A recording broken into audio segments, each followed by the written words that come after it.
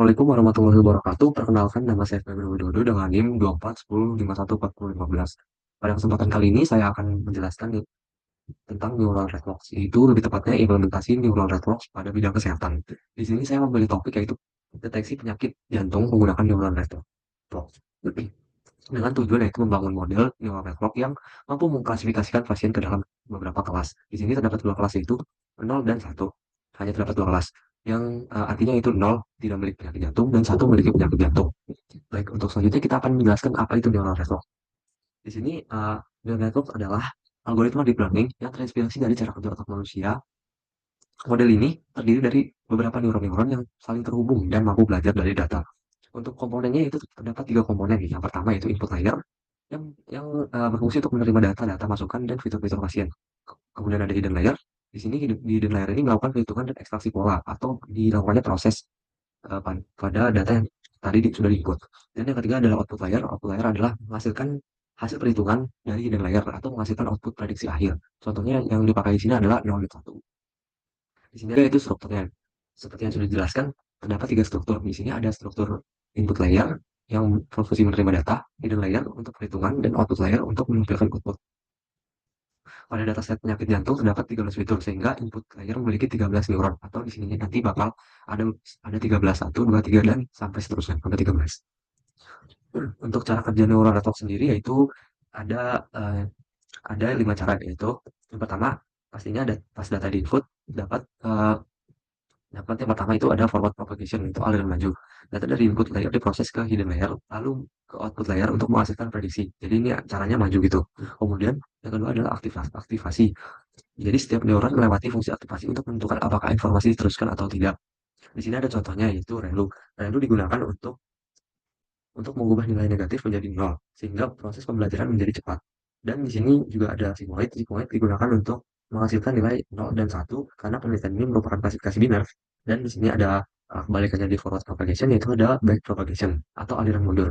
Di sini pada aliran mundur, error dikirim mundur untuk memperbaiki bobot agar kesalahan mengecil. Dan di sini yang kelima adalah proses ulangi. Jadi proses ini diulang hingga model converge error atau disebut error atau akurasinya stabil.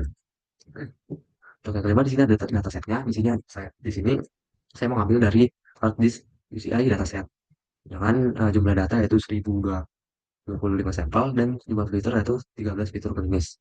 Dengan contoh fitur ada usia, kemudian jenis kelamin dan jenis nyeri dada.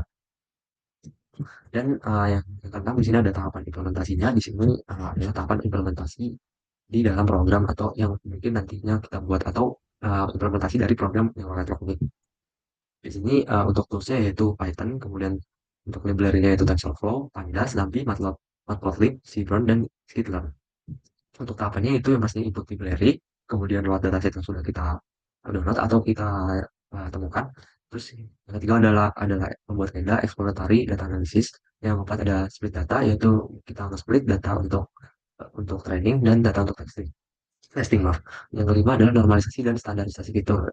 Jadi kita datanya dinormalisasi dulu dan distandarisasi sesuai dengan yang akan kita bangun. Kemudian yang keenam yaitu bangun neural network. Di sini kita membuat model neural network yang nantinya bakal uh, menampilkan output yang tadi yang satu nol, yang artinya yang nol tidak memiliki penyakit jantung, yang satu memiliki penyakit jantung. Untuk yang ketujuh kita mengkompil model, untuk yang kedua akan kita train model, kita mau uji modelnya. Yang kesembilan kita melakukan evaluasi model. Biasanya di evaluasi model ini kita bakal jadi acuan untuk nantinya apakah model kita berhasil atau tidak. Yang ke-10 kita melakukan prediksi. Jadi kita nantinya bakal mm, melakukan prediksi menggunakan sampel maupun data yang baru dari model yang sudah kita buat. Untuk pembagian datanya di sini saya tadi lupa untuk bilang di sini pembagian datanya itu 80% data training dan 20% data testing. Untuk untuk yang ketujuh itu arsitektur modelnya di sini terdapat 13 input layer karena terdapat 13 fitur klinis. Dan kemudian masuk yang tadi sudah dijelaskan yaitu masuk ke hidden layer dengan 32 neuron untuk hidden layer 1 dan hidden layer 2 16 neuron menggunakan ReLU dan nantinya bakal menampilkan output dengan menggunakan sigmoid. Untuk hasil dan evaluasi modelnya di sini untuk evaluasi modelnya yaitu mendapatkan akurasi sebanyak atau sebesar 86,35%. Dan di sini juga di evaluasinya terdapat beberapa kurva atau grafik yang bisa kita lihat di sini. Dan di sini juga terdapat conversion matrix yang menampilkan seberapa banyak dari dataset kita yang terkena penyakit jantung maupun tidak kena penyakit jantung. Oke, untuk kesimpulannya sendiri dan sekaligus yang terakhir, di sini neural network dapat digunakan untuk memprediksi penyakit jantung berdasarkan data klinis pasien dengan akurasi yang sangat baik.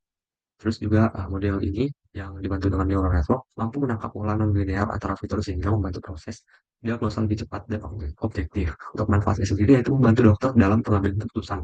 Kemudian bisa mendeteksi dini resiko penyakit jantung. Kemudian dapat dikembangkan menjadi sistem pendukung keputusan atau decision support system. Baik, mungkin itu saja yang bisa saya jelaskan tentang neural network, khususnya pada bidang kesehatan ini. Kurang lebihnya mohon maaf. Wassalamualaikum warahmatullahi wabarakatuh. Terima kasih.